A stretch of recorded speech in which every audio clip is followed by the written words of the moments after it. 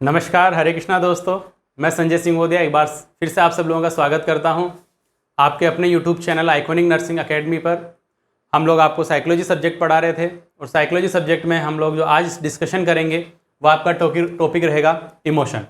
Emotion जो है वो हमारे डे टू डे लाइफ के अंदर बहुत इंपॉर्टेंट एस्पेक्ट रखता है, बहुत इंपॉर्टेंट टॉपिक है। तो हम इमोशन जो डिस्कशन करेंगे वो इमोशन इन सारी कंडीशंस को ध्यान में रखे ये सारे टॉपिक्स इमोशन के हम लोग स्टडी करेंगे। Introduction, definition, nature, types, component और थ्योरी। तो वीडियो बहुत इंटरेस्टिंग होगा और आपको कहीं भी बोरियत फील नहीं होगी। वीडियो पूरा देखिएगा, बहुत इंटरेस्टिंग वीडियो आप लोगों के लिए लेके आया हूं मैं। तो आप फटाफट से वीडियो को लाइक कर दीजिए, शेयर कर दीजिए और अपने फ्रेंड्स के साथ में भी जो है वो शेयर करिए इसको। और चैनल जो है उस चैनल को जरूर सब्सक्राइब कीजिए। देखिए, हम बात करें अगर मान लो इमोशन की, तो जो इमोशन वर्ड है वो इमोशन वर्ड आपके एक लेटिन वर्ड से बना हुआ है। लेटिन वर्ड होता है इमोर। इमोवर से बना हुआ है, लेटिन वर्ड इमोवर होता है, उससे बना हुआ है। इसका मतलब क्या होता है? इसका मतलब होता है टू एक्साइटेड और to stir up. To excited और टू स्टायर अप मीन्स ऐसी कोई चीज जो हमारे को क्या कर रही है, स्ट्राइक कर रही है, हमारे को किसी काम को प्रेरित कर रही है, हमको किसी काम को करने के लिए प्रेरित कर रही है। उस कंडीशन को हमारे क्या बोलते हैं? इमोशन के नाम से जानते हैं। इमोर वर्ड से लिया गया है।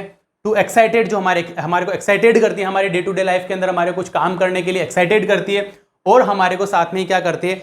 स्टायर अप करती है, हम कुछ अच्छा करें उसके लिए। तो उस कंडीशन को हम लोग क्या बोलते हैं? इमोशन के नाम से जानते हैं। तो यहाँ इसके वर्ड मीनिंग की हमने यहाँ पे बात की, वर्ड मीनिंग क्या होता है और इंट्रोडक्शन की बात की। हम लोग बात करते हैं कि जो इमोशन होता है वो हमारी लाइफ के अंदर बहुत ज़्यादा, हम डे टू डे लाइफ के अंदर किसी ना किसी इमोशन से हम लोग सफ़र कर रहे होते हैं। और जो इमोशंस होते हैं वो कहाँ से अराइज होते हैं? हमारे मोटिव्स होते हैं उनके सेटिस्फाई होने से, और उनके सेटिस्फाई नहीं होने से हमारे इमोशंस होते हैं अराइज होते हैं। अगर हम यहाँ पे डेफिनेशन की बात करें तो एक प्रॉपर डेफिनेशन की अगर हम बात करें तो इमोशन जो होता है, emotion is an affective experience that accompanies generalized inner adjustment and mental and physiological stir up state in the individual that shows itself in his overt behaviour. अगर मैं इसका यहाँ पे आपको जो आपको डेफिनेशन दी है मैंने, अगर मैं इसको समझाने की कोशिश करूँ तो आपको इसके जो नोट्स हैं वो भी आपको पीडीएफ में डिस्क्रिप्शन बॉक्स में दिए हुए हैं वीडियो के। अगर मैं इसको समझाऊँ तो हम ये कह सकते हैं कि जो इमोशन होता है वो क्या करता है? हमारे जो एक्सपीरियंस हो जाते हैं, हमारे जो अफेक्टिव एक्सपीरियंसेस होते हैं उनके थ्रू ये हमारे अंदर प्रोड्यूस होता है। और प्रोड्यूस होने के बाद में क्या करता है? हमारे मेंटल और जो फिजियोलॉजिकल जो स्टेट होती है उसको स्टायर अप कर देता है, उसको एक्साइटेड कर देता है, जिसकी वजह से जो इंडिविजुअल होता है उसके बिहेवियर में हम ओवर्ट जो बिहेवियर है, जो बाहर हमारे को प्रदर्शित हो रहा है बिहेवियर, उसके अंदर हम उसको क्या कर सकते हैं? विजुअलाइज कर सकते हैं। मीन्स कि अगर किसी पर्सन की फिजियोलॉजिकल या मेंटल स्टेट के अंदर कोई ना कोई कॉम्प्लिकेशन आ रहा है, कोई उस इमोशन की वजह से कोई चीज अराइज हो रही है, या उस बिहेवियर के अंदर, उसके टोटल बिहेवियर के अंदर कोई चेंज आ रहा है, तो हम उसको क्या कर सकते हैं? उसको ऑब्जर्व कर सकते हैं बाहर से। तो ओवर्ट बिहेवियर को जो बाहर प्रदर्शित हो रहा है उस बिहेवियर को हम लोग क्या कर सकते हैं? एग्जामिन कर सकते हैं, देख सकते हैं। तो ये एक डेफिनेशन है प्रॉपर जो हमने किसके लिए यहाँ पे दी है, हमने यहाँ पे इमोशन के लिए डेफिनेशन दी है। उसके बाद में जैसे हम लोग बाकी सब टॉपिक्स की जो हमने अभी तक साइकोलॉजी में स्टडी किए हैं उनके अंदर हम लोग नेचर भी देखते हैं। तो नेचर और कैरेक्टरिस्टिक्स की अगर हम बात करें इमोशन के, कि क्या इसके कैरेक्टरिस्टिक्स होते हैं, क्या क्या इसकी नेचर होती है, तो हम यहाँ पे यही कहेंगे कि जो इमोशन होता है वो क्या करता है? हमारे अंदर कुछ फिजियोलॉजिकल चेंजेज लेके आता है। जब हम लोग इमोशनल होते हैं, अब मैं थोड़ा सा छोटा सा एग्जांपल दूं कि इमोशन की स्टेट्स कौन कौन सी होती हैं। तो जैसे हम एंगर हो जाते हैं, हम गुस्सा हो जाते हैं किसी से, अगर किसी से ज्वेलसी फील करते हैं, हम लव हम किसी से करते हैं, ये सारी गिल्ट और सैडनेस और ऐसे कई बहुत सारे जो है इमोशंस हमारे अंदर प्रेजेंट होते हैं। तो ये इमोशंस क्या करते हैं? हमारी सबसे पहले ये हमारे अंदर क्या करते हैं? हमारी जो फिजियोलॉजिकल कंडीशन होती है उस फिजियोलॉजिकल कंडीशन के अंदर चेंजेस लेके आते हैं। ठीक है, क्या करते हैं? हमारी जो फिजियोलॉजिकल कंडीशन होती है उसके अंदर चेंज लेके आते हैं। जैसे अगर मैं गुस्सा हूं, अगर मैं एंगर की कंडीशन में हूं, तो एंगर की कंडीशन में क्या होगा? मेरी हार्ट बीट जो है वो बढ़ जाएगी, मेरे को स्वेटिंग होने लग जाएगी, मेरा गला जो है वो सूखने लग जाएगा। तो ऐसी कई सारी चीजें होती हैं हमारी फिजियोलॉजिकल स्टेट के अंदर, ये चेंजेस लेके आते हैं। दूसरी अगर मैं बात करूं तो इमोशन जो होता है वो क्या करता है? हमारे को एनर्जी प्रोवाइड करता है। इमोशंस क्या करते हैं? हमारे को एनर्जी प्रोवाइड करवाते हैं। जैसे मैं एक एग्जांपल से समझाऊं आपको कि सपोज हम डरे हुए हैं किसी चीज से, और जब डरे हुए होते हैं किसी सिचुएशंस में, तो हम क्या करते हैं? उस सिचुएशन से भागते हैं। सपोज आप कहीं रास्ते से जा रहे हैं और आपको आपके सामने सडनली क्या हो गया, स्नेक आ गया, ठीक है, या कोई ऐसी कोई चीज आ गई जिससे आपको डर लगता है ना। मान लो कोई बहुत बड़ा सा सांड आ गया आपके सामने और आपको उससे डर लगता है, आप क्या करेंगे, वहां से उस गली को छोड़ के वहां से भागना स्टार्ट कर देंगे। तो ये क्या होता है, हमारे को एनर्जी मिलती है कोई काम करने के लिए। तो इमोशन से हमारे को एनर्जी मिल रही। फियर जो है वो एक टाइप का इमोशन होता है, डर जो है वो एक इमोशन होता है। तो डर से हमें क्या होता है, एनर्जी मिलती है। बाकी सारे इमोशन से भी क्या होता है, हमारे को एनर्जी मिलती है। डिपेंड करता है कि इमोशन किस टाइप का है हमारे अंदर। उसके बाद में अगर हम इमोशन की बात करें तो इमोशन क्या करता है, हमारे को पर्टिकुलरली कोई एक्टिविटी परफॉर्म करने के लिए क्या करता है, हमारे को प्रोवोक करता है कि हम कोई एक्टिविटी प्रोवाइड करें। उसके लिए हमारे को प्रोवोकिंग जो होती है वो कहां से मिलती है, फ्रॉम सम इमोशंस, कुछ इमोशन से मिलती है। लाइक दैट अगर मैं आपको एग्जांपल से समझाऊं कि सपोज किसी पर्सन के अंदर एंगर है, गुस्सा है, तो वो क्या चाहेगा, जब गुस्से की कंडीशन में होता है तो हम क्या करते हैं, किसी ऑब्जेक्ट को या किसी चीज को हम लोग नुकसान पहुंचाने की कोशिश करते हैं। तो ये क्या होता है, इससे हमारे क्या हुआ, हम उस एक्टिविटी को परफॉर्म कर रहे हैं। क्यों, क्योंकि हम क्या हैं, किसी ऐसी इमोशनल स्टेट के अंदर हैं और उस इमोशनल स्टेट का जो डेफिनेशन है वो क्या जा रहा है कि हम किसी ऑब्जेक्ट को क्या करें, डिस्ट्रॉय करें, किसी ऑब्जेक्ट को हम लोग हिट करें, हम किसी दीवार को मारेंगे। जब हम एंगर कंडीशन में गया तो हम दीवार पे हाथ पैर मारेंगे, या हम लोग क्या करेंगे, किसी चीज को नुकसान पहुंचाने के लिए, या फिर हम लोग किसी ऑब्जेक्ट से हम लोग भिड़ने की कोशिश करते हैं। तो ये कंडीशन क्या होती है, जो मोटिवेशन होता है, जो आपका इमोशन होता है, उस इमोशन से अब हमारे को क्या मिलता है,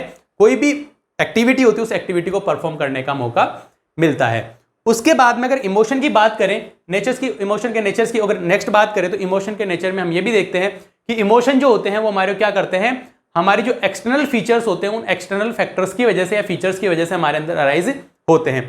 आप एंगर ऐसे ही थोड़ी एंगर हो जाते हैं, आपके अंदर एंगर आया, मान लो फियर आया, वो सडनली थोड़ी आया, वो किस वजह से आया, बाहर कोई सिचुएशन प्रोड्यूस हुई, एक्सटर्नल एनवायरनमेंट में कोई चीज प्रोड्यूस हुई, उससे आपके अंदर वो चेंजेस आया है।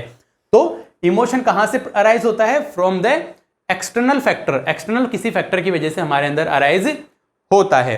फिर इमोशन जो होते हैं, उन इमोशन के अंदर जो एक्सप्रेशन होता है, उसका जो एक्सपीरियंस होता है वो क्या हो सकता है, सब्जेक्टिव हो सकता है। मींस किसी भी एक सिचुएशन के अंदर मेरा एक्सपीरियंस, मेरा जो उसका प्रेजेंटेशन है, जो एक्सपीरियंस है वो अलग हो सकता है, और आपका जो एक्सपीरियंस है उस इमोशन को लेके वो अलग अलग हो सकता है। सपोज एक एग्जांपल से मैं समझाता हूं कि सपोज किसी पर्सन को जो है कैट से डर लगता है, बिल्ली से डर लगता है, और दूसरा पर्सन जो है वो क्या करता है, कैट्स को बहुत लाइक करता है। तो जो पर्सन डरता है वो कैट को देखते ही क्या हो जाएगा, बिल्कुल नर्वस हो जाएगा और घबराने लग जाएगा, उसका एंशियस हो जाएगा, उसके जो हार्ट बीट है वो बढ़ जाएगी, गला सूखने लग जाएगा। ये सारी चीजें उसके अंदर हो सकती है। जबकि एक जो क्या है, पेट लवर है, जो पेट एनिमल्स को बहुत अफेक्शनेट रखता है, बहुत आनंदित महसूस करता है उनको देख के, उसको उससे बहुत कोई प्रॉब्लम नहीं होगी और उसको बहुत प्लेजर फील होगा। तो सिचुएशन एक ही है, वही सेम कैट है ना, कैट सेम है, ऑब्जेक्ट सेम है, बट उनका जो एक्सपीरियंस है वो दोनों का अलग अलग हो सकता है। पेट लवर जो है वो उसको बहुत अच्छे से प्लेजरस फील होगा उस सिचुएशन में, और जो पर्सन जिसको कैट जो है वो पसंद नहीं, उसके साथ पुराना एक्सपीरियंस सही नहीं रहा हुआ है, कुछ भी एनीथिंग कुछ भी हो सकता है, उसकी वजह से वो किस में चला जाएगा, वो फियर की कंडीशन में चला जाएगा। तो ऑब्जेक्ट एक होता है बट उसके जो रिजल्ट्स हैं वो अलग अलग हो सकते हैं। तो सब्जेक्टिव एक्सपीरियंस हमारे इसके होते हैं। उसके बाद में बात करें तो जो आपके इमोशन होते हैं, ये इमोशन क्या होते हैं, आपके प्लीजेंट भी हो सकते हैं और अनप्लीजेंट भी हो सकते हैं। प्लीजेंट इमोशंस क्या होते हैं, वो इमोशंस होते हैं जिनकी वजह से हमें आनंदित महसूस होता है, अच्छा महसूस होता है। इनको हम लोग पॉजिटिव इमोशन के नाम से भी जानते हैं, जैसे लव हो गया, जॉय हो गया, प्लेजर हो गया। ये आपके किस में आते हैं, ये आपके प्लीजेंट इमोशंस के अंदर आते हैं। और अगर हम बात करें अनप्लीजेंट इमोशंस को हम लोग क्या बोलते हैं, नेगेटिव इमोशन के नाम से भी बोलते हैं। लाइक दैट फियर, एंगर और ज्वेलसी। फियर, एंगर और ज्वेलसी जो है वो नेगेटिव टाइप के या फिर अनप्लीजेंट आपके किस में आते हैं, इमोशंस के अंदर आते हैं। उसके बाद में अगर हम बात करें तो जो इमोशन है वो क्या करते हैं, आपकी कॉग्निटिव जो एबिलिटी है, आपकी जो सीखने की जो आपका मानसिक जो है इशू है, उन मानसिक इश्यूज पे भी क्या करता है, ये अफेक्ट करता है, उनको भी प्रभावित करता है। जो हमारे कॉग्निटिव फैक्टर्स होते हैं, कॉग्निटिव जो फंक्शंस होते हैं, उन कॉग्निटिव फंक्शंस पे भी ये क्या करता है, प्रभाव डालता है। जैसे हमारी लर्निंग हो गई, थिंकिंग हो गई। अगर हम इमोशनल स्टेट के अंदर प्रेजेंट होते हैं तो उस कंडीशन में हमारी लर्निंग जो है वो डिस्टर्ब हो जाती है। जैसे मान लो कोई पर्सन होता है, वो लव के अंदर है, लव में है, तो वो मान लो किसी भी के साथ में, अपनी गर्लफ्रेंड के साथ में या कोई बॉयफ्रेंड के साथ में अगर लव में है, तो वो अफेक्शनेट है, कमिटेड है किसी के साथ में, तो उसका जो है पढ़ाई में भी मन नहीं लगेगा। इसी तरह से अगर दूसरे किसी इमोशन से ले, हम लोग नेगेटिव टाइप के इमोशन से ले कि मान लो कोई पर्सन है, फियर के अंदर है, एंगर की कंडीशन में है, तो आप बहुत मान लो सपोज आपके घर वालों ने आपको डांट पीट के कॉलेज भेज दिया और वहां आप बैठे हैं, अब आप उस कंडीशन में आपकी जो आपके टीचर्स आपको क्या पढ़ा रहे हैं, वो लर्निंग जो आपको करा रहे हैं, उस पर आपका ध्यान ही नहीं जाएगा। तो इमोशनल जो स्टेट होती है, इमोशनल स्टेट क्या करती है, डेफिनेटली हमारे जो हमारी कॉग्निटिव एबिलिटीज होती है, उस कॉग्निटिव एबिलिटीज को भी अफेक्ट करती है। उसके अलावा जो इमोशन होते हैं वो क्या करते हैं, हमारे मोटिव्स की तरह काम करते हैं। हमने अभी बताया मोटिव्स क्या होते हैं, इनर फोर्स होता है जो क्या करता है, हमारे को किसी चीज को गोल की तरफ लेके जाता है, हमारे बिहेवियर के लिए जो रेस्पॉन्सिबल होते हैं। तो जो आपके इमोशन है वो क्या करते हैं, हमारे को मोटिवेट करते हैं टू डू समथिंग। और ऐसा देखा गया कि 85% ऑफ द ह्यूमन बिहेवियर जो होता है वो किससे मोटिवेटेड होता है, इमोशन से मोटिवेटेड होता है। हम जो डे टू डे लाइफ के अंदर जो भी एक्टिविटीज करते हैं वो किसकी वजह से करते हैं, ड्यू टू अवर इमोशंस। वो इमोशन की वजह से ही करते हैं, जो हम लोग आगे डिस्कशन करेंगे टाइप्स के अंदर, उनकी वजह से हम लोग ये करते हैं। तो यहाँ पे हमने बात की कि नेचर ऑफ इमोशन क्या क्या होते हैं। नेचर ऑफ इमोशन में हमने बताया कि फिजियोलॉजिकल चेंजेस आते हैं इसकी वजह से। उसके अलावा हमने बताया कि जो एनर्जी प्रोवाइड कराता है। उसके अलावा हमने बताया कि एक्टिविटी परफॉर्म करते हैं इससे हम, एक्सटर्नल फैक्टर्स की वजह से अराइज होता है, सब्जेक्टिव एक्सपीरियंस होता है, एक ही ऑब्जेक्ट के लिए अलग अलग तरह का, मैंने केट का एग्जांपल देके आपको समझाया। उसके बाद में हमने बताया प्लीजेंट और अनप्लीजेंट होते हैं ये। उसके बाद में हमने बताया कि कॉग्निटिव फंक्शंस होते हैं वो भी अफेक्टेड होते हैं इमोशन के अंदर। और लास्ट वन हमने बताया कि इमोशंस क्या करते हैं, हमारे को मोटिवेट करते हैं। इस तरह से करके हमने यहाँ पे नेचर और कैरेक्टरिस्टिक्स ऑफ इमोशन के बारे में डिस्कशन किया। तो यहां तक आई थिंक आप लोगों को बहुत अच्छे समझ में आ गया होगा। आप जो इस वीडियो के जो आपको जो इमोशन पढ़ा रहे हैं, इस इमोशन के आप जो नोट्स हैं वो डिस्क्रिप्शन बॉक्स में अच्छे से आपको मिल जाएंगे लिखे हुए। वहां से आप डाउनलोड करके, पीडीएफ फाइल है वहां से आप डाउनलोड करके आप अच्छे से आराम से पढ़ सकते हैं। नेक्स्ट अगर हम बात करें यहाँ पे टाइप्स की अगर हम बात करें तो एक इन जनरल अगर हम लोग डिवाइड करें इमोशंस को, जैसे मैंने आपको बताया था कि साहब हम जॉय होता है, लव होता है आपके, और सैडनेस होती है, फियर होता है, एंगर होता है, ज्वेलसी होती है, ये सारे इमोशंस हैं।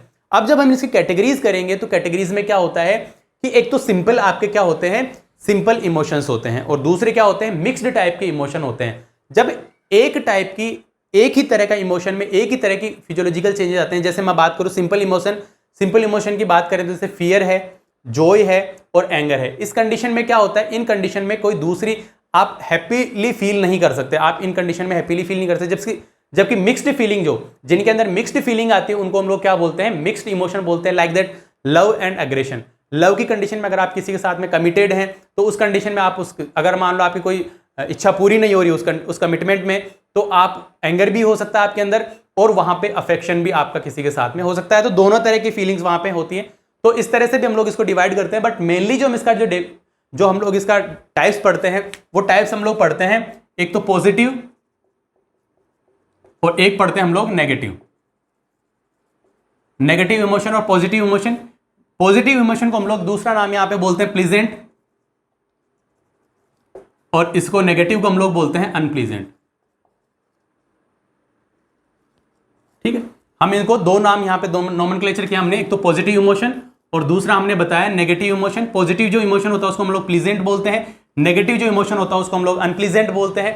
अब इनका जो डिवाइडेशन होता है, अगर मैं यहाँ पे थोड़ा सा आपको बताऊं, पॉजिटिव इमोशन वो होते हैं जो हमारे बेसिक ह्यूमन डेवलपमेंट के लिए बहुत जरूरी होते हैं। प्लीजेंट इमोशन जो होते हैं बहुत इनके ये हमारे बेसिक ह्यूमन डेवलपमेंट के लिए जरूरी होते हैं।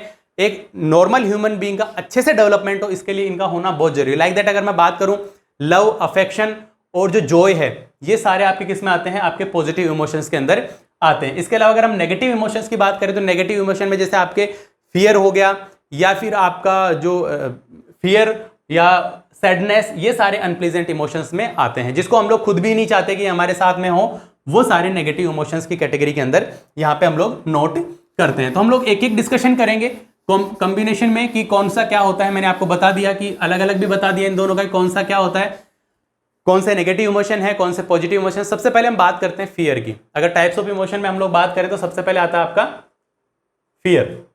फियर मतलब डर जो होता है वो हर सिचुएशन, जो डर की वजह से क्या होता है हम लोगों के अंदर क्या होता है, ये डर जो है ये इनहेरिटेड नहीं होता है, हम लोग बाद में सीखते हैं। जैसे कोई छोटा बच्चा है, आप उसको अगर मान लो सांप भी उसको पकड़ा देंगे तो उसको उस चीज के बारे में डर नहीं लगेगा। मान लो 1-2 साल का बच्चा है और उसने आज तक सांप देखा नहीं, उसको नहीं पता कि इसकी हार्मनेस क्या होती है, इससे नुकसान क्या हो सकता है, तो वो उस चीज को आइडेंटिफाई नहीं कर पाएगा, वो उसके साथ में अच्छे से खेलने लग जाएगा। या उस बच्चे को मान लो शेर के साथ में रख दो तो भी उसके लिए वो नॉर्मल सी चीज है, वो जानता ही नहीं शेर क्या होता है, उसके लिए तो खिलौना है, उसके साथ में खेलना शुरू कर देगा। पर एक पर्सन जो है वो पर्सन, एक बड़ा पर्सन जो जिसने बाद में इस चीज को रिसीव किया है कि हाँ यार शेर जो होता है वो खा सकता है, स्नेक जो है बाइट कर सकता है, तो वो उससे क्या करेगा, डरना स्टार्ट कर देता है। तो ये इनहेरिटेड नहीं होता है, फियर जो होता है वो इनहेरिटेड नहीं होता है, हम बाद में इसको रिसीव करते हैं। हमारी जब डेवलपमेंटल फेज में होते हैं तब हम इसको रिसीव करते हैं, जब हमारे को एक्सटर्नल एनवायरनमेंट से पता चलता है कि साहब ये ऐसे फियर भी होते हैं, इस तरह से भी होता है, तो हम लोग इससे बाद में उन चीजों से डरना स्टार्ट कर देते हैं। उसके अलावा ही फियर के बारे में अगर हम बात करें तो फियर जो होता है, कई बार फियर की सिचुएशन जो होती है बहुत जरूरी होती है। कई बार कहते हैं ना डर के आगे जीत होती है, पर हर बार डर के आगे जीत नहीं होती, कई बार डरना अच्छा भी होता है। जो डर है वो हमेशा हार्मफुल ही होता है, मतलब हमेशा यूजफुल ही नहीं होता, कई बार हार्मफुल भी हो सकता है। तो आपको हमेशा it's better to be fearful, ये ज्यादा अच्छा है कि आप डरते रहें, क्योंकि जैसे मान लो सपोज कोई शेर आपके सामने आ गया और आप शेर का सामना करने लग जाओ, तो ये अच्छा नहीं है। आपको कभी कभी उस चीज से डरना चाहिए। तो फियरफुल सिचुएशन जो होती है वो फियरफुल सिचुएशन हमारी लाइफ के लिए ठीक होती है। जो इमोशन है वो इनहेरिटेड नहीं होता है, पहली चीज। दूसरा, अगर हम इमोशन की बात करें, सेकंड इमोशन की अगर हम बात करें तो एंगर आता है। एंगर जो है, एंगर की कंडीशन कब होती है, जब हमारे जो मोटिव्स होते हैं, जब हमारे जो सेटिस्फैक्टरी नहीं हो पाते हैं, उस कंडीशन में हमारे अंदर एंगर की कंडीशन आती है। जब हमारे मोटिव सेटिस्फाई नहीं होते तो उस कंडीशन में एंगर की कंडीशन आती है। एंगर की कंडीशन जिस ऑब्जेक्ट या जिस पर्सन से हम लोग एंगर हैं, हम चाहते हैं कि उसको नुकसान पहुंचाने की कोशिश करते हैं, हम लोग क्या करते हैं, अब इसके जो एंगर है इसका प्रेजेंटेशन जो होता है, हम लोग कैसे एक पर्सन के ऊपर रिप्रेजेंट करेंगे, ये हम लोग ओरली भी, हम लोग अगर किसी से मान लो गुस्सा है तो हम उससे बातचीत करेंगे, उसको गाली गलौज करेंगे, अब्यूज लैंग्वेज उसके लिए यूज करेंगे, तो ये एंगर का प्रेजेंटेशन है। या फिर हम क्या कर सकते हैं, ये तो ओरल हो गया, हम इसको मोटरली भी एक्सप्रेस कर सकते हैं। मोटर कैसे एक्सप्रेस कर सकते हैं, हम उसके साथ में उसको मुट्ठी बांधेंगे और उसको घूसा मारने की कोशिश करेंगे, उसको हम लोग उससे लड़ाई करने की कोशिश करेंगे। तो एंगर का प्रेजेंटेशन जो होता है वो दो तरीके से हो सकता है। हम लोग ओरल रूट के थ्रू भी इसको प्रेजेंट कर सकते हैं और इसको हम लोग मोटर रूट के थ्रू भी प्रेजेंट कर सकते हैं। दूसरा, आप जो आपके जैसे जैसे एंगर की कंडीशन या इंटेंसिटी बढ़ती जाती है, वैसे वैसे पर्सन जो होता है उतना ही वॉयलेंट होता चला जाता है, उतना ही एग्रेसिव होता चला जाता है। तो एंगर जो होता है एक लिमिट में ठीक होता है, उसके बाद में जो है ये नुकसान करता है। उसके बाद में थर्ड अगर हम बात करें तो थर्ड आता है आपका लव। लव जो है वो किसी चीज के लिए कमिटमेंट, आपका किसी पर्सन, प्लेस या किसी चीज के लिए उसका कमिटमेंट, या आपका उस चीज को एक्सेप्टेंस जो है वो क्या कहलाता है, आपका लव कहलाता है। आप किसी भी ऑब्जेक्ट के लिए का एक्सेप्टेंस या उस ऑब्जेक्ट के लिए आपका कमिटमेंट जो होता है वो लव कहलाता है। लव जो होता है वो डिफरेंट डिफरेंट टाइप का होता है। आप किसी ऑब्जेक्ट से भी हो सकता है, किसी, अब ऑब्जेक्ट में सब कुछ आ जाता है, किसी आपके निर्जीव वस्तु के लिए भी हो सकता है, सजीव वस्तु के लिए भी हो सकता है, आपके फैमिली मेंबर्स के लिए हो सकता है, किसी आउटर फैमिली के लिए भी हो सकता है, आप किसी फ्रेंड के लिए भी हो सकता है, आपकी सिस्टर के लिए भी आपका लव हो सकता है, आपकी मदर के लिए भी लव हो सकता है। तो लव जो है वो क्या है, actually love is acceptance and the commitment to someone, ये लव कहलाता है। तो लव की कंडीशन जो होती है वो क्या होती है, आपको कुछ ना कुछ चीज अचीव करने के लिए मोटिवेट करती है, और sometime it will be harmful for us. And अगर नेक्स्ट वन अगर हम बात करें तो नेक्स्ट आता है आपके सैडनेस। सैडनेस जो है वो कब होती है, जब हम हमारे मोटिव्स को पूरा नहीं कर पाते हैं, या फिर हम किसी ऑब्जेक्ट, पर्सन या प्लेस को जिसको हम लोग बहुत ज्यादा पसंद करते हैं उसका अगर हम लोग लॉस्ट कर देते हैं। लाइक दैट, सपोज किसी पर्सन की मान लो बहुत क्लोज फैमिली मेंबर था, बहुत अच्छा फ्रेंड था और उसकी डेथ हो गई है, तो वो पर्सन क्या हो जाएगा, सैड हो जाएगा, वो सैडनेस के अंदर चला जाएगा। और इस कंडीशन में क्या होता है, जस्ट ये एक्साइटेटरी स्टेट के बिल्कुल अलग होता है। इसमें आपकी जो बिल्कुल सैडनेस आ जाती है आपके अंदर, बिल्कुल आप जो आपकी फिजिकल एक्टिविटीज हैं वो भी क्या हो जाती हैं, कम हो जाती हैं। उसके बाद में अगर फिफ्थ वन की बात करें तो आता है गिल्ट।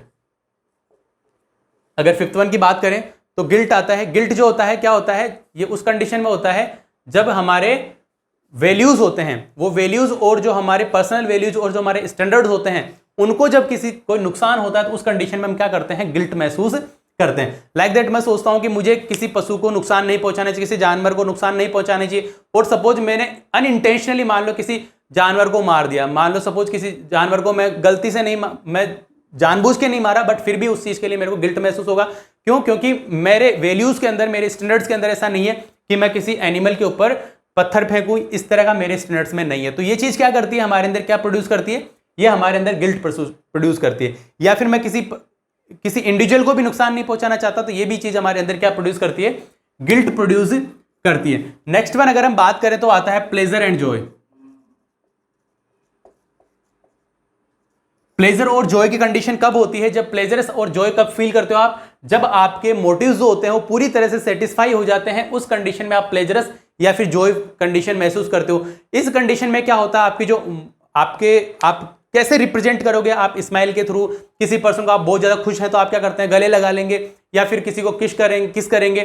तो ये सारी जो प्लेजरस और जो जॉयफुल कंडीशन होती है उसके अंदर ऐसे सिम्टम्स आपके अंदर प्रोड्यूस हो सकते हैं। तो ये मेन हमने यहाँ पे टाइप्स के बारे में डिस्कशन किया, ये 6 है। उसके अलावा एक और होता है, उसको हम लोग बोलते हैं अनकॉन्शियस आपके इमोशन। अनकॉन्शियस इमोशंस कौन से होते हैं? अनकॉन्शियस इमोशन वो होते हैं लाइक दैट ज्वेलसी, ऐसे इमोशंस जिनको हम लोग सोसाइटी के अंदर प्रेजेंट करना पॉसिबल नहीं होता, उन इमोशंस को हम लोग अनकॉन्शियस इमोशंस बोलते हैं। क्यों? क्योंकि हम उनको हाइड करके रखते हैं। कि आप सपोज किसी से ज्वेलसी फील करते हैं, आप अपने फ्रेंड से जो आपका जस्ट कंपटीटर है, जो आपके एग्जाम के अंदर जस्ट आपके नियर बाई मार्क्स लेके आ रहा है, उससे आप ज्वेलसी फील करते हो, but you can't express your feelings, आप अपनी फीलिंग्स को एक्सप्रेस नहीं कर सकते। तो वो क्या, उस तरह के जो इमोशंस होते हैं जिनको आप सोशली एक्सेप्टेंस की वजह से आप प्रेजेंट नहीं कर पाते, वो अनकॉन्शियस इमोशन कहलाते हैं। तो ये यहाँ पे हमने बात की टोटल 7 टाइप्स ऑफ इमोशन की हमने यहाँ पे बात की। हमने यहाँ पे बताया कि जो इमोशंस होते हैं उस इमोशंस के अंदर क्या होता है, आपके फियर होता है, फियर के बाद में हमने एंगर के बारे में डिस्कशन किया, एंगर के बाद में लव, सैडनेस, और सैडनेस के बाद में हमने गिल्ट, और गिल्ट के बाद में प्लेजर, और प्लेजर के बाद में अनकॉन्शियस इमोशंस की यहाँ पे हमने बात की। ये किस तरह से रन करते हैं, क्या क्या यहाँ पे चेंजेज आते हैं, उन सब के बारे में हमने यहाँ पे डिस्कशन किया। और तो आप लोगों को समझ में आ गया होगा कि क्या क्या होते हैं। उसके बाद में हम बात करते हैं कि what are the components of emotion, कि क्या क्या कंपोनेंट है। कंपोनेंट की अगर हम बात करें तो कंपोनेंट्स का मतलब कि क्या क्या चेंजेज एक पर्सन के अंदर आते हैं जब वो इमोशनल स्टेट के अंदर होता है। तो सबसे पहले कंपोनेंट की बात करें तो यहां पे जो प्रोड्यूस होती है वो होता है सब्जेक्टिव फीलिंग। सब्जेक्टिव फीलिंग आती है किसी पर्सन के अंदर, और जो सब्जेक्टिव फीलिंग होती है, सब्जेक्टिव फीलिंग का मीन्स ये है कि जब हम इमोशनल कंडीशन में जाने वाले होते हैं उससे पहले ही हम लोगों को थोड़ा सा फील आने लग जाता है कि हाँ ये चीज मेरे साथ होने वाली है, वो सब्जेक्टिव फीलिंग कहलाती है, जो हमारे अंदर इमोशनल कंडीशन में जब हम लोग होते हैं तब हमारे अंदर प्रोड्यूस होती है। उसके बाद में आता है इमोशनल एक्सप्रेशन। इमोशनल एक्सप्रेशन, या फिर हम इसको बोल सकते हैं कि जो फिजियोलॉजिकल जो चेंजेस आएंगे उनको बोलेंगे। यहां पे 3 तरह के फिजियोलॉजिकल चेंजेस आते हैं। एक तो वोकल, सबसे पहले वोकल की बात करें तो वोकल के अंदर क्या होता है कि जब हमारी जो वॉइस है वो वॉइस क्या हो जाती है, अलग अलग टाइप के इमोशन में अलग अलग तरह से रिप्रेजेंट करती है। जब हम लोग सैड होते हैं, बहुत दुखी होते हैं, तो हमारी आवाज जो होती है डल हो जाएगी। और जब हम लोग एक्साइटेटरी कंडीशन में होंगे, जब हम लोग पॉजिटिव टाइप के इमोशन हमारे अंदर होंगे, जब तो हम लोग क्या होंगे, हमारी जो वॉइस है वो बहुत लाउडेड होगी। उसके अलावा फेशियल एक्सप्रेशन, फेशियल एक्सप्रेशन की अगर हम बात करें तो जो इमोशंस है उसका बेस्ट इंडिकेटर क्या होता है, फेशियल एक्सप्रेशन जो होते हैं बेस्ट इंडिकेटर होता है। फेशियल एक्सप्रेशन से ही हमारे को पता चलता है कि पर्सन जो है कैसे इमोशंस के अंदर आ रहा है। सपोज जब हम लोग जॉयफुल कंडीशन में होंगे तो हमारी जो फेशियल एक्सप्रेशन है बहुत स्माइली फेस होगा, हम लोग बिल्कुल जॉयफुल फील करेंगे। और इसके अलावा अगर हम लोग सैड हैं तो हमारा जो चेहरा है वो बिल्कुल, जैसे आप लोग इमोजीज भेजते हैं मैसेज के अंदर, जब आप सैड होते हैं तो बिल्कुल इस तरह की इमोजी आप सेंड करते हैं, बिल्कुल इस तरह की कि आप सैड फील कर रहे हैं। और जब हम खुश होते हैं तो कैसी इमोजी भेजते हैं, इस तरह की इमोजी भेजते हैं। ठीक है, क्यों? क्योंकि आप अच्छा फील कर रहे हैं। तो ये कंडीशंस क्या होती हैं, ये फेशियल एक्सप्रेशन। अगर ये 2 इमोजीज मैंने बनाई है, 2 तरह के चेहरे आपके सामने आ रहे हैं, इस तरह का फेशियल एक्सप्रेशन आ रहा है, तो अगर ये प्रेजेंट हो रहा है, इस तरह का चेहरा किसी का प्रेजेंट हो रहा है, तो आप बता सकते हैं कि यार सैड है। इस तरह का आ रहा है मतलब हाँ साहब खुश है। तो ये क्या होता है आपके, ये इनसे फेशियल एक्सप्रेशन से भी हमारे जो फीलिंग, जो हमारे इमोशंस होते हैं वो प्रोड्यूस होते हैं। वोकल का बता दिया, फेशियल का बता दिया। उसके बाद में थर्ड आता है आपके बॉडी पोस्चर। बॉडी पोस्चर में क्या होता है, जो हमारे बॉडी के जो एक्सप्रेशंस होते हैं, जब हम लोग खुश होते हैं हमारी फिजिकल एक्टिविटी जो होती है बढ़ जाती है। जब हम पॉजिटिव इमोशंस में होते हैं तो हमारी जो बॉडी की जो फिजिकल मूवमेंट्स हमारे वो बढ़ जाते हैं। जबकि हम लोग नेगेटिव, मान लो सैडनेस है तो हमारा किसी काम को करने का मन नहीं करेगा, हम लोग बिल्कुल डल महसूस करेंगे। वो बॉडी पोस्चर्स होते हैं वो भी हमारे इमोशंस को एक्सप्रेस करते हैं। उसके अलावा अगर हम थर्ड वन बात करें, अगर हम बात करें तो फिजियोलॉजिकल चेंजेस की बात करते हैं हम लोग। थर्ड अगर हम यहां पे बात करें, थर्ड आएगा आपके फिजियोलॉजिकल चेंजेस। फिजियोलॉजिकल चेंजेस जो हैं वो आपको पता है कि हमारा जो ऑटोनॉमिक नर्वस सिस्टम होता है, उस ऑटोनॉमिक नर्वस सिस्टम के 2 पार्ट होते हैं, एक सिंपैथेटिक नर्वस सिस्टम और एक पैरासिम्पैथेटिक नर्वस सिस्टम। अब हमारे इमोशंस जो होते हैं, अलग अलग जो इमोशंस हैं उनमें अलग अलग सिस्टम्स हमारे एक्टिवेट होते हैं। कुछ में सिंपैथेटिक नर्वस सिस्टम एक्टिवेट होता है, कुछ में पैरासिम्पैथेटिक नर्वस सिस्टम एक्टिवेट होता है। अब जिस इमोशन में जो आपका नर्वस सिस्टम एक्टिवेट हुआ उसके हिसाब से हमारे अंदर क्या होते हैं, चेंजेज आते हैं। जब हमारा सिंपैथेटिक नर्वस सिस्टम एक्टिवेट होता है तो हमारा ब्लड प्रेशर बढ़ जाएगा, हमारी हार्ट रेट बढ़ जाएगी, और हमारा जो हेयर है वो हेयर जो इरेक्ट हो जाएंगे, जिसको बोलते हैं रोंगटे खड़े हो जाना। हमारी जीआई मोटिलिटी है वो रिड्यूस हो जाएगी। उसके अलावा हमारा गला जो है वो सूखने लग जाएगा, प्यास ज्यादा लगेगी, स्वेटिंग होगी। तो ये कंडीशन क्या होती है, ये तब होती है जब हम लोग सिंपैथेटिक एक्टिवेशन होता है फिजियोलॉजिकल चेंजेस में। और अगर मान लो आपका पैरासिम्पैथेटिक नर्वस सिस्टम एक्टिवेट होता है, उस कंडीशन में जस्ट इसका अपोजिट हो जाएगा। आपकी हार्ट रेट रिड्यूस हो जाएगी, आपका ब्लड प्रेशर रिड्यूस हो जाएगा, आपका प्यूपिल जो है वो कॉन्स्ट्रिक्ट हो जाएगा, आपका जीआई मोटिलिटी जो है वो आपकी क्या हो जाएगी, इंक्रीज हो जाएगी। आपको इच्छा हो, आपका जो यूरिन जो पास आउट है, स्टूल जो पास आउट है उसकी वो ज्यादा हो जाएगा। तो ऐसे जो चेंजेज हैं वो आपके अंदर प्रोड्यूस होते हैं। ज्यादा आपको अगर ज्यादा नॉलेज चाहिए तो आप इसको नोट्स जो दिए हुए वहां से भी आप इसको पढ़ सकते हैं। कंप्लीट यहाँ पे दिया हुआ है सिंपैथेटिक और पैरासिम्पैथेटिक के अंदर क्या क्या चेंजेस आते हैं। तो ये आपके कुछ कंपोनेंट्स की बात की हमने यहाँ पे कि कौन कौन से कंपोनेंट्स होते हैं वो यहाँ पे प्रोड्यूस होते हैं। उसके बाद में हम बात करते हैं यहाँ पे कि कुछ थ्योरीज दी गई to understand the emotions. Emotions को अंडरस्टैंड करने के लिए कुछ थ्योरीज दी गई थी। बहुत शॉर्ट में हम आपको समझाऊंगा, आपको बहुत अच्छे से समझ में आ जाएगा। सबसे पहली जो थ्योरी है वो है जेम्स लैंग थ्योरी।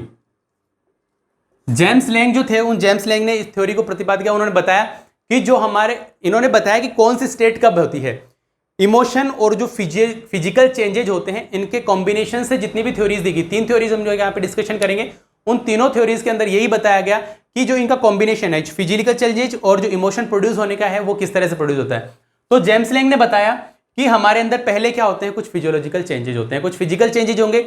वो फिजिकल चेंजेज होने के बाद में उसका एक्सेप्टेंस ब्रेन को जाएगा और ब्रेन हमारे को परसीव कराएगा कि आप किस टाइप के इमोशन के अंदर हैं। लाइक दैट उन्होंने एक एग्जांपल दिया कि सपोज आप अपनी गाड़ी को ड्राइव करते हुए लेके जा रहे हैं और सडनली मान लो कुछ आपके रोड के साइड में आ जाए और आप बड़ा मान लो आपसे बड़ा व्हीकल आपके सामने आ जाए और वो जस्ट आपकी टक्कर होने वाली थी और आपने सडनली उसको बचा लिया।